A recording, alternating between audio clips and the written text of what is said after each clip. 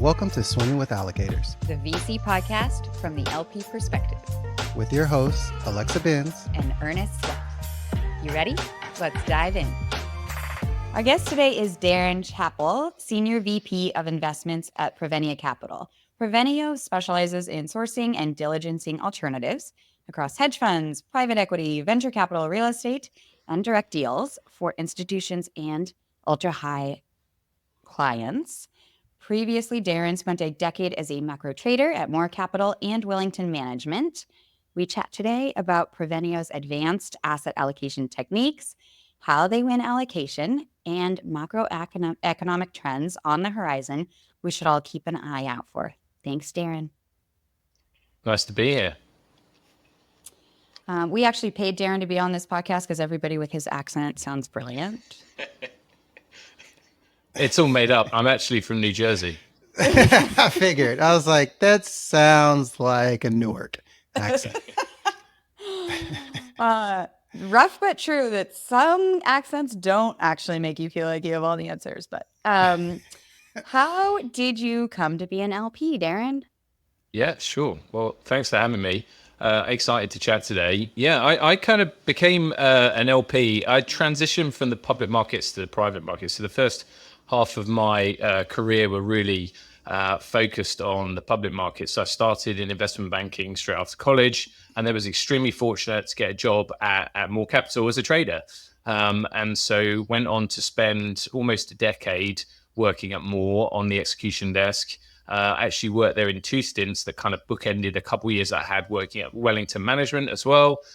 So really, most of it was spent as a rates trader. So government bonds, European bond swaps, interest rates, across government bonds and options. And then really it the transition kickstarted about 7 years ago when I came to California for the first time ever, actually on vacation or holiday for all my English friends.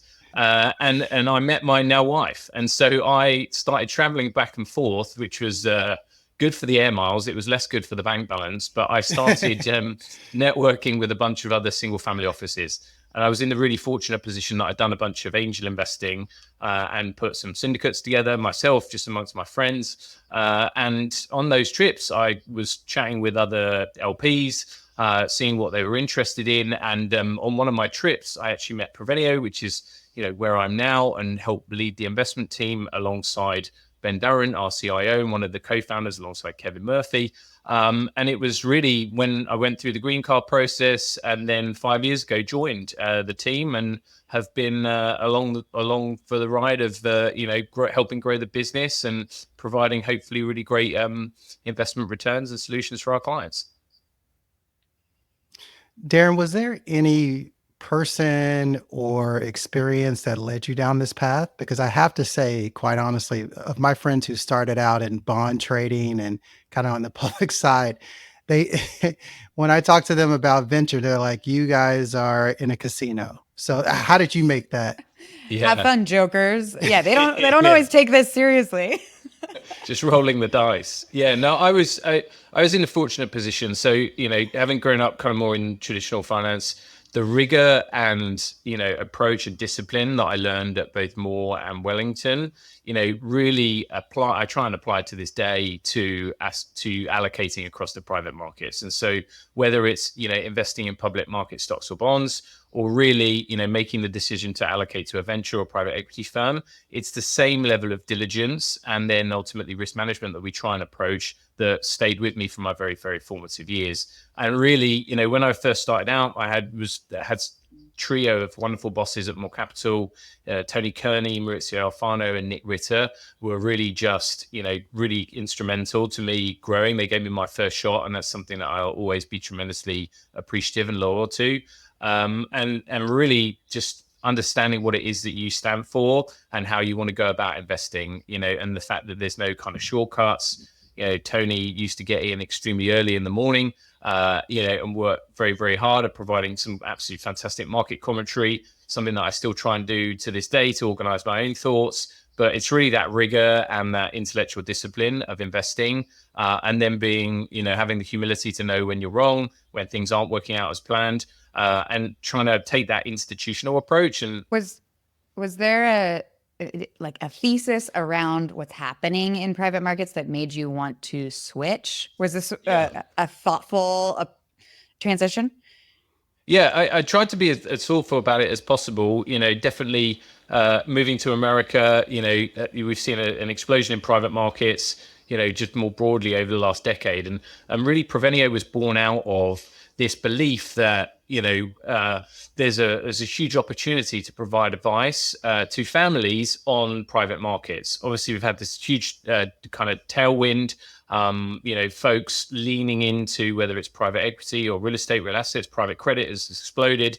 When Provenio was formed 8 years ago, Ben, as a former single family office CIO, and Kevin, that has a lot of insurance, estate, kind of tax planning background, there was a coming together of, listen, a lot of multifamily offices, advisory firms aren't able to source, diligence, underwrite, and then monitor these more interesting, more niche, idiosyncratic opportunities that are harder for some of the more traditional allocators to access. And certainly, and now we're seeing this explosion of, private market growth across RIAs and multifamily offices more broadly. Provenio's great and really ahead of the time, kind of 8 years ago, really setting their stall out as the main focus of the firm. And I think the asset growth and the job that we've been fortunate to do for our clients have been testament to being kind of at the cutting edge of that growth for sure. While we're on that, can you tell us about the history of the firm and kind of the focus and who they look to serve? Yeah, sure, absolutely. So Provenio, we're a multifamily office registered investment advisor based in Newport Beach. We're a boutique firm. We're about 12 people. I help alongside Ben, one of the co-founders, lead the investment team. But Ben and Kevin, Ben Durrant and Kevin Murphy came together kind of 8 years or so ago and really had this great insight and vision to launch an alts-focused advisory firm. So Ben came at it from being a similar trading background to myself in the public markets, and then was a single family office CIO. And then Kevin, was involved in another RIA and was really seeing some of the unique opportunities that Ben was able to source and diligence. And then they, thought about launching Provenio, started with one or two clients, and have really latched onto this theme of, providing unique, customized portfolios to what are predominantly very, very sophisticated investors in their own right, and typically focusing on those smaller emerging managers that I touched on earlier. The investment team's 5, potentially 6 people soon.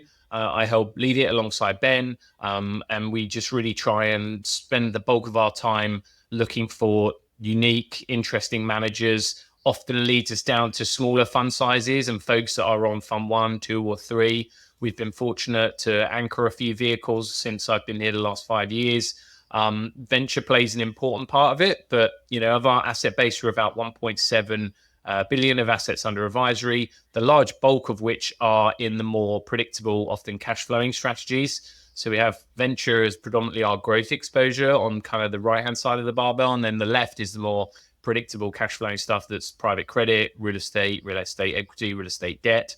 And so really a lot of our clients have an asset allocation barbell across those strategies.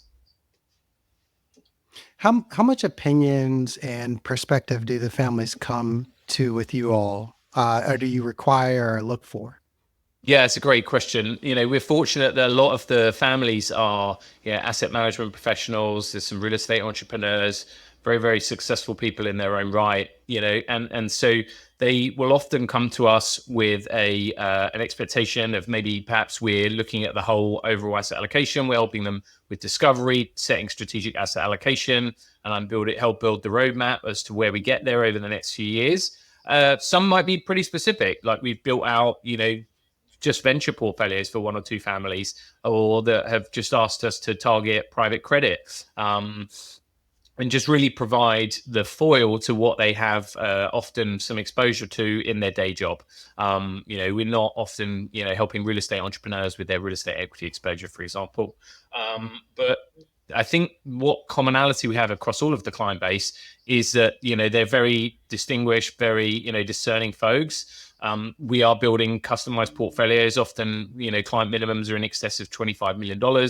So, folks that rightfully get, white glove service, we're in a fortunate position that the numbers are large enough. We're able to achieve diversification across different vintages, a number of managers, different sectors and stages. And so it's really kind of our job as a team to help build them those portfolios to address their unique goals and objectives.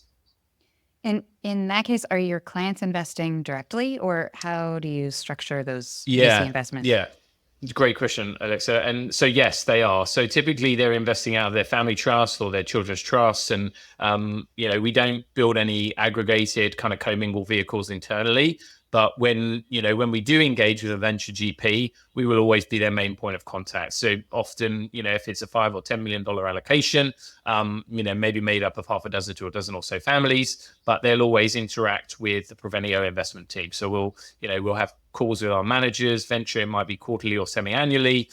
We're talking to them about what's going on in the portfolio, and we try and minimize the burden. But they do have a number of line items come into their LP base directly. That would be a fascinating breakdown to see what percentage of venture investments people are making on behalf of themselves versus the next generation, where they're willing to take some bigger swings. Since your tenure of joining in 5 years, we've seen a lot of change in venture.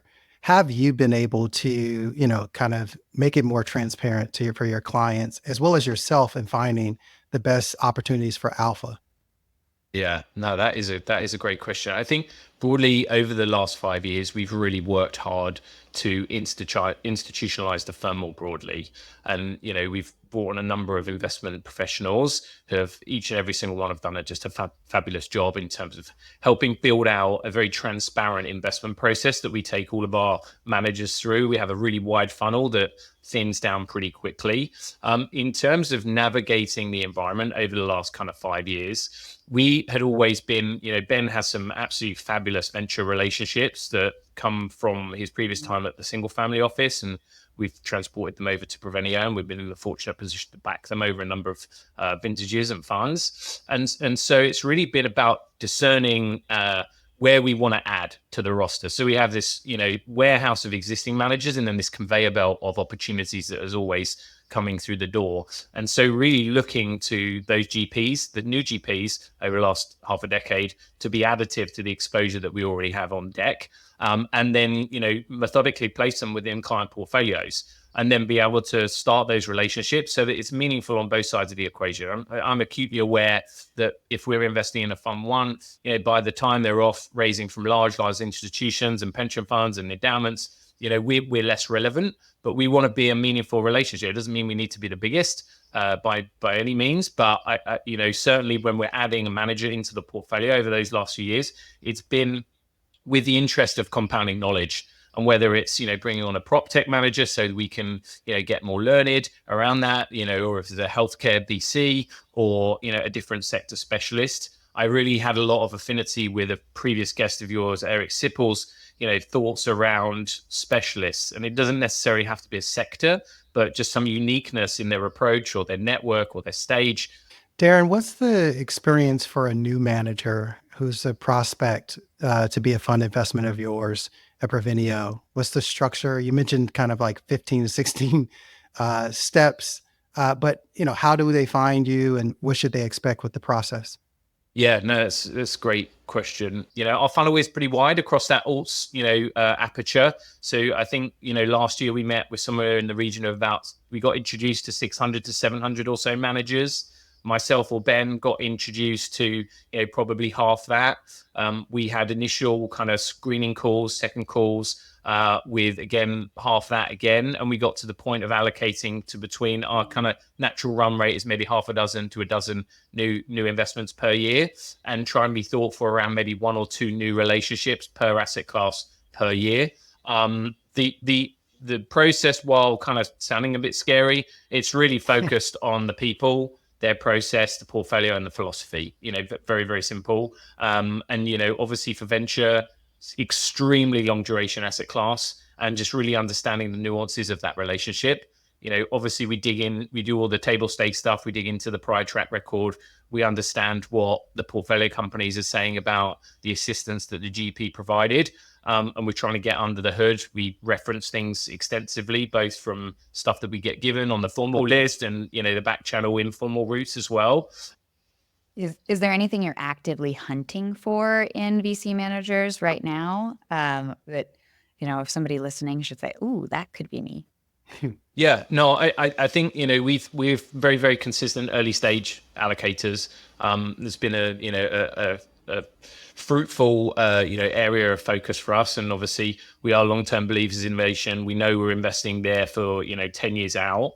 And so I think we continue to be thoughtful around allocating throughout the cycle. I think venture's cyclical by nature. It's a feature, not a bug. And so, we want to be consistent in our approach. We have tried to opportunistically lean into, kind of counter-cyclical valuations. We do have some growth equity managers. The valuation backdrop there is absolutely, much more appealing than it was in the ZERP period, for folks that do have dry powder. And then, one area that we also have seen is the slightly more structured secondary strategies that are tackling those types of opportunities, but doing it with a more nuanced, structuring component, whether it's, structuring to earlier employees, whether it's, kind of back-ending some of the return profile, whether it's having a credit-like component in the interim. There's some pretty innovative structures that we've been working pretty closely on, actually. So, yeah, there's some of the areas that we're focused on as an investment team. Darren, is there anything that you wish VC fund managers knew more about organizations like yours? Yeah, I think that as RIAs are becoming more are growing in focus in terms of some of the LP raises, and certainly as the broad fundraising backdrop is definitely challenging for some of the smaller managers. I think for us a big part of finding fertile ground is the timing. We do have an existing roster of managers. We do want to support them. We do have a limited number of bullets. We are also, like everyone, struggling with the distribution challenge, I think fair to say. As a firm that's 8 years old, we have a number of, venture allocations that are 6, 7, 8 years in. And so, venture returns come in waves. We're as excited as anyone to, see more, moolah in the cooler, get more DPI. And so, that's definitely a big focus for us. And I think that having folks that reach out that are interested in building that longer term relationship versus that, something's closing in two weeks, 2 months, that's definitely a harder focus for us. But I think, there is a real benefit to persistence, to being, on people's distribution list from the periodic check-in, to really focusing on like the relationship side of things. And then, also challenging other RIAs, other multifamily offices, to what they're focused on. Like, how should we think about you as a co-investor? I know a lot of people say that they want to do them. Not many are actually able to move swiftly enough. We really prioritize the diligence on the GP so that eventually, we can participate on a more accelerated timeline on a co-investment, but really reliant on the manager to ring the bell and say, Provenio, I think we've got 1 or 2 deals for you, over the course of our investment period. This is one that I think is a real standout. And it's a standout not because we've got an allocation to fill, but, for XYZ reasons. So that's a big one. And certainly, and also understanding how venture fits into the wider portfolio. Ventures, probably less than 200 million of commitments for us across the 1.7 million. The vast majority is in these more predictable cash flowing strategies that form a bit of a bedrock of the portfolio. And then the venture exposure is the ability to fund the excess. And so, understanding that dance between the different asset classes, and what's in focus, what's not, that can be helpful in terms of the slightly more, tactical timing. Now we're going to take a quick break to speak with our sponsor. And on the show today, we have industry expert and sponsor, Braughm Ricke, founder and CEO of Aduro Advisors, which leverages best-in-class technology powered by the industry's top professionals to provide premier fund accounting services. Thank you, Braughm, for partnering on the show. Curious on kind of insights you've been able to see from your data, are there any years that seem to be like they'll be breakout years over the last 10 years? Any vintages? Yeah, from a vintage perspective, I think off the top of my head, I think 2018 was a good vintage, kind of going into the pandemic, right? Yeah, and so, and you can kind of, you can think about that logically and see why, right? Like, so, kind of thinking through the ability to invest before, the big ramp up in the, kind of post-pandemic period that we've seen. In getting into valuations when they, prior to that big ramp up. And, going all the way back to my time at True, we saw that as well. So we had our second fund at True kind of right after, I think literally we closed it like 2 weeks before Lehman Brothers Oh, wow. went bankrupt, right? And so like, that was a really good performing fund because, kind of investing into that, that slightly depressed cycle, or, at that time, a quite depressed cycle, but, being able to take advantage of that. I think it does show in the numbers. Yeah.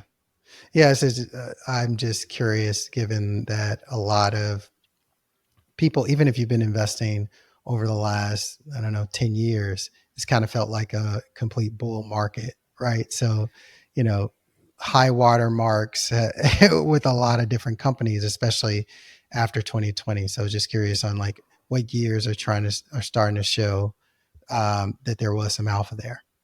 Yeah, and I think that more recent years, it's it's a big TBD, right? Because it's still too early to tell, even if it was still even if we still were all kind of up and to the right. But it's very true. I even kind of when we started to to see a little bit of a downturn in recent time. Talking to all of our employees here, I started this back in 2012, which was really kind of the beginning of that, long extended up and to the right cycle. Right. And most of the people who work for us, they probably haven't even seen a downturn in their career yet. Right. And so, kind of providing that calm that this is normal. Right. Yeah. And we're overdue for it, I think was, an interesting discussion to have with our team. Yeah. This is why I'm always thankful that I graduated college in 2007 and immediately worked on Wall Street and got kicked in the mouth. And people were like, you saw it right off the bat. They were like, yeah, this happens. And so I just always know, sometimes market can go bad. You mentioned before that you also, a majority of your customers are VC firms, but you also do some private equity and for allocators, LPs. Yep. As the VC landscape evolves, how does fund administration like change for fund of funds, like in LP funds? Like, I think for fund of funds, what they're looking to understand, well, it's a very different environment today for a fund of funds than it was 10 years ago, right? Absolutely. A fund of fund 10 years ago, they were talking about managing, 5, 7, 10 relationships. And now they're talking about managing, a multitude of relationships because there is this,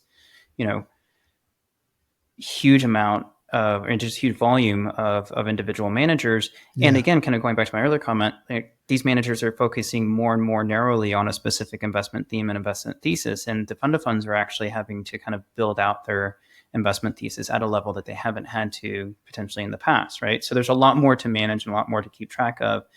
And so for them, it's about how can they effectively, monitor all that activity and all that data, and kind of ensuring that they're not overexposed to, kind of inadvertently to one specific strategy, one specific sector. Yeah.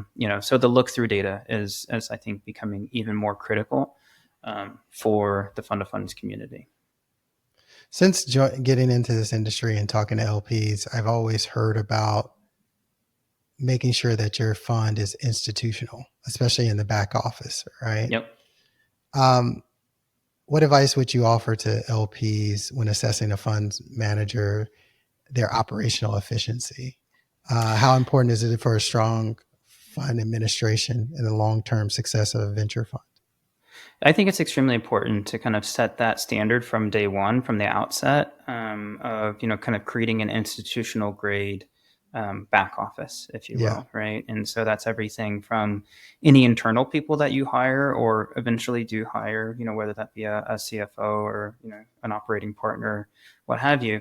But then also the fund administration firm that you operate with. One of the things that we do and we provide our clients is we'll sit down with an institutional LP. We will have those what are called operational due diligence meetings with the institutional LPs, so that we can walk through our processes, walk through our documentation, walk through our systems with them to provide them the comfort that they're looking for, that, this is a, quality provider, quality systems, quality security, quality processes. We have off the shelf operational due diligence questionnaires that we just proactively provide to our Nice. clients to include in their fundraising materials, right? And so I think that, roll back 10 years ago, the operational due diligence wasn't as, much of a focus, and I think it's much more today because of the sheer volume of managers that they're looking at. That's a great point. Braughm, thank you once again for being on the show, sharing your expert insights, and being a partner of Swimming with Allocators. Absolutely. Thanks so much for having me. Really enjoyed the conversation. If you are a GP or LP looking for fund administration, please go to aduroadvisors.com. And now back to our LP interview. Now that other IRAs or wealth managers are sort of coming into your territory, how do you think about sort of positioning yourself differently, whether it's your process or your track record? Yeah, no, it's something we think about continually. We are fortunate that we are coming at it with, having, relationships in and around the space that are decades old. And so I think versus some really wonderful solutions that are out there that are, providing greater access, whether it's, commingled vehicles, whether it's fund of funds, whether it's online platforms, there's some really great stuff out there. And I think, but as you've seen the more mass adoption kind of push into the ecosystem, I think there's still some learning lessons. I think most advisors, it's tough to start out in this, sector and space. I think it is different to allocating to hedge funds. It is different to allocating to broad middle market direct lending. And so, venture, an asset class reliant on outliers and the impact of the power law. I think if you have to have, first and foremost, you have to have numbers be large enough that you can achieve the necessary diversification. You have to understand about being able to back managers over different cycles. You have to understand the illiquidity. I think, everyone sees, maybe 10 years on the sticker and then, 2 1-year extensions and then the continuation vehicle. These are long-term assets. And for us, we have a pretty strong sense of how they fit into the portfolio, what we're trying to achieve in terms of the factors that they're bringing, and the uniqueness of the access. And so for us and our client base, it's well understood and established. And I think that as adoption broadens out and access is democratized, it's going to be interesting to see how that kind of plays out. And is there a number that you sort of keep in mind for your clients of the ultra high net worth, where venture's suitable versus where it's not appropriate? Yeah. So our minimums, to become a Provenio client is $25 million. And so $25 million into alternatives over the space of a number of years, you can kind of back into a pretty, meaningful net investable assets or net portfolio number. And so I think it's really at those levels that gives you the ability to create the diversification that's necessary. I think, if you do 1 or 2 things here or there, or you do the angel thing of, death by 1,000 cuts, I think applying some rigor to it and to what you want out of your venture portfolio is quite honestly very different. For the bulk of our portfolios, tracking 10 to 12% across, predominantly senior secured asset-backed private credit. This is a different animal altogether. And so, we definitely see that the numbers need to be large enough. We need to think about building a critical mass of exposure, but not, too many line items. That can similarly be almost as bad a challenge. Managing all the K1s and the capital calls, and especially as our clients own what they own directly. And so I think that that's probably a pretty good pretty good starting point. Not everyone is going to be the Yale endowment. Not everyone, needs to have, emerging managers in the book. But, if you believe in it, if you're in it for the long run, it can be a hugely rewarding asset class, and, maybe now more than ever. But certainly, for us, we're in the fortunate position that our clients are, of the size and substance where we can lean into it meaningfully. Darren, you're a former macro trader, so we're going to have you put that hat back on. What trends do you believe all allocators should be, keeping an eye out for the next 2-3 years? So for us, venture is the main expression in innovation. For macro, I think we've seen a lot of narratives. Market narratives have flipped really from, we started off buzz over AI to concerns over kind of big tech spending and whether that's actually going to materialize into revenue. From recession to now, after the payrolls number and the 50 basis point cut to, the fact that we seem to have nailed a soft landing. And so kind of anchoring this choppy markets, viewing this kind of world as being shaped a bit by supply, not a typical business cycle. I think staying risk on, owning assets, investing for the future. I think as inflation continues to cool, hopefully, interest rates falling, growth eases slowly. We're in a pretty kind of Goldilocks environment for risk assets, I think. But that doesn't mean that you shouldn't be cautious. And, I certainly, when we look at what's going on in the public markets, there's ample, opportunity for risk, I think, as we look out over the short and medium term. But, we want to be owning assets. We want to be investing in innovation. We want to be, on the cutting edge of technological improvements over the next decade and beyond. And so, for us, venture occupies the main expression of that desire. But yeah, lots happening on the macro front for sure. And any lessons learned, maybe it's from your angel investments or the Provenio venture exposure that you can share? Yeah, lots of lessons learned. But I think, from my time at some of my previous employers, the focus on risk management, the focus on being able to, kind of proactively engineer solutions, if things aren't going the best. I think, for today's conversation and for a Provenio, like for our venture allocations, it's really been quite stark, the number of managers that have been able to engineer liquidity, and folks that have been really thoughtful on, whether it's secondary sales, whether it's returning DPI. I think that's been a big focus for us over the last couple of years.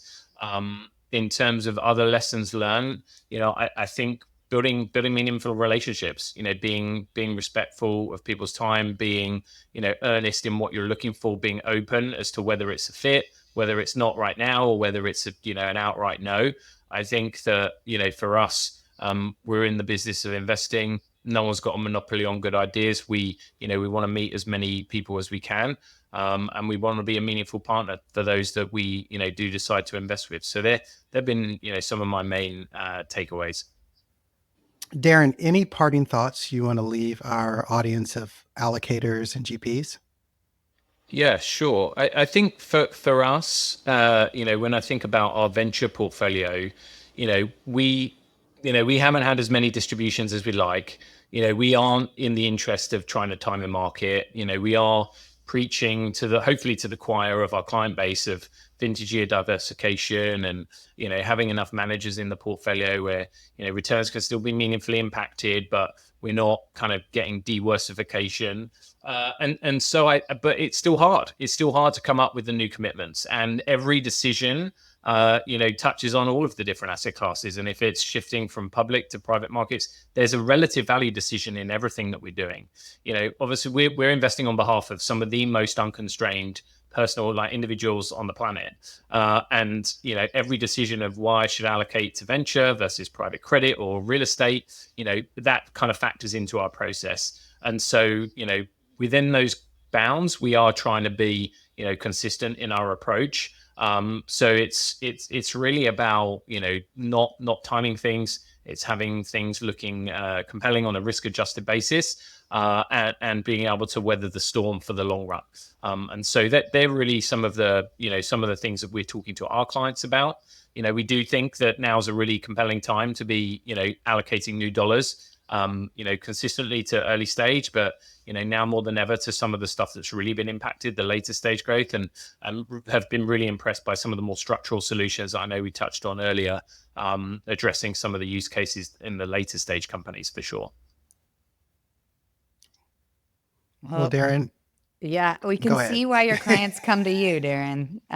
Thank you for sharing your wisdom. No, thank you. Thanks, Darren. See you later, allocator. After Portfolio Tile, investing with a smile.